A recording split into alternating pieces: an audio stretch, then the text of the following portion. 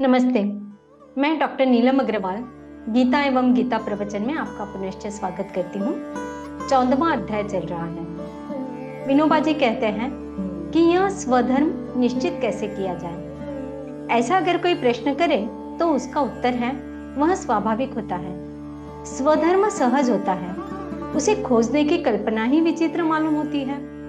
मनुष्य के जन्म के साथ ही उसका स्वधर्म भी जन्मा है। बच्चे के लिए जैसे उसके माँ बाप खोजने नहीं पड़ते हैं, वैसे ही स्वधर्म भी किसी को खोजना नहीं पड़ता, वह तो पहले से ही प्राप्त है। हमारे जन्म के पहले भी दुनिया थी, बाद भी रहेगी। हमारे पीछे भी एक बड़ा प्रवाह था, आगे भी वहाँ है। ऐसे प्रवाह में हमारा जन्म हुआ है। जिन माँ बाप के यहाँ मैंने जन्म लिया उनकी सेवा, जिन आस पास पड़ोसियों के बीच जन्मा हूँ उनकी सेवा, ये कर्म मुझे निसर्गता ही मिले हैं। फिर मेरी वृत्तियां तो मेरे नित्य अनुभव की ही है ना। मुझे भूख लगती है, प्यास लगती है, अतः भूखे को भोजन देना, प्यासे को पानी पिलाना, यह धर्म मुझे सहज ही प्राप्त हो गया है। इस प्रकार यह सेवा रूप, भूत दया रूप स्वधर्म हमें खोजना नहीं पड़ता। जहाँ कहीं स्वधर्म की खोज हो रही हो, वहां निश्चित समझ लेना चाहिए कि कुछ न कुछ परधर्म अथवा अधर्म हो रहा है। सेवक को सेवा खोजने कहीं नहीं जाना पड़ता, वह खुद होकर उसके पास आ जाती है। परंतु एक बात ध्यान में रखनी चाहिए कि जो अनायास प्राप्त हो वह सदा धर्म में ही होता है, ऐसी भी बात नहीं है। कोई किसान रात को मुझसे कहे, चलो वहां बाढ़ 4-5 हाथ आगे हटा दे, मेरा खेत बढ़ जाएगा। अभी कोई नहीं है, बिना शोरगुल के सब काम हो जाएगा।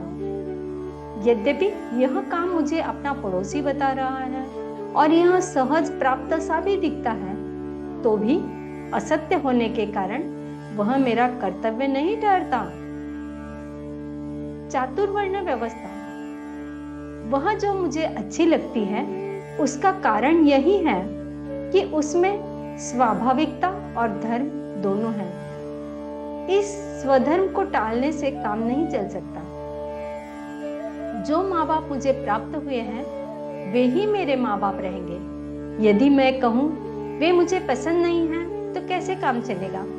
माता पिता का व्यवसाय स्वभावतः ही लड़के को विरासत में मिलता है। जो व्यवसाय वंश परंपरा से चला आया है, वह यदि नीति विरुद्ध न हो तो उसी को करना, उसी उद्योग को आगे चलाना चातुर्वर्ण की एक बड़ी विशेषता है।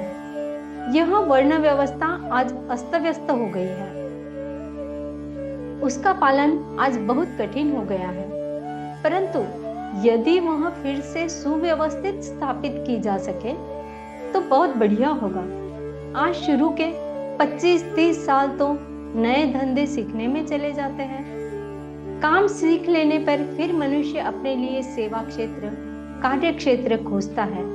इस तरह शुरू के 25, 30, 35 साल वह सीखता ही रहता है। इस शिक्षा का उसके जीवन से कोई संबंध नहीं रहता।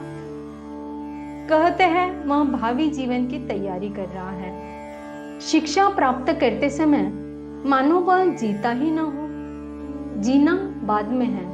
कहते हैं पहले सब सीखना और बाद में जीना। मानो जीना और सीखना ये दोनों चीजें अलग अलग कर दी गई हैं। जिसको जीने के साथ संबंध ही नहीं, उसे मरना ही तो कहेंगे। भारत की औसत उम्र 23 साल है। विनोबा जी यहाँ 1932 की बात बता रहे हैं। फिलहाल भारत में यह औसत उम्र 68 से 70 साल तक है। तो विनोबा जी उस वक्त की बात कह रहे हैं।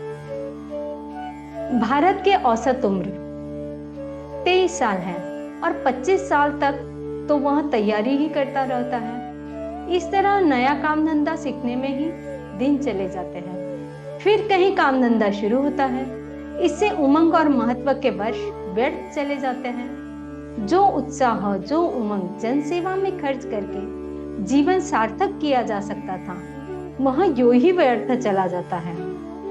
जीवन कोई खेल नहीं है, पर दुख की बात है कि जीवन का पहला अमूल्य अंश तो जीवन का काम धंधा खोजने में ही चला जाता है। हिंदू धर्म ने इसलिए वर्ग धर्म की युक्ति निकाली है। आइए कुछ श्लोक पढ़ते हैं। 14वां अध्याय से 17वां श्लोक चल रहा है। सत्त्वात् संजायते ज्ञानम् रजसो लोभ एव च प्रमादमोहौ तमसो भवतो अज्ञानमेव च।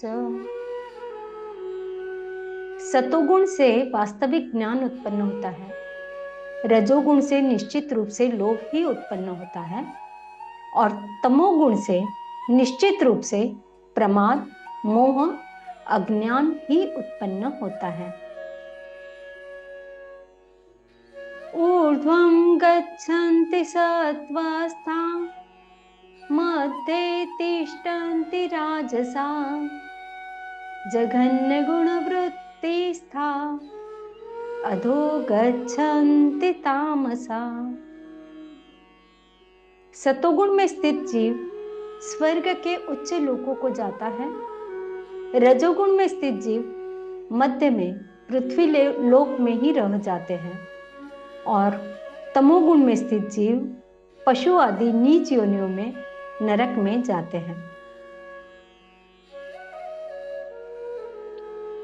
नान्यं गुणेभ्य कर्तारं यदा द्रष्टानुपश्यति गुणेभ्यश्च परं वेत्ति मद्भावं सोऽधिगच्छति।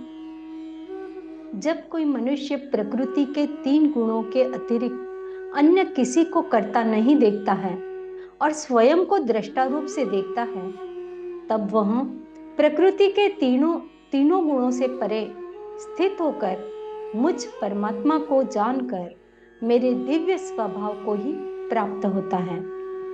श्री कृष्णार्पणम।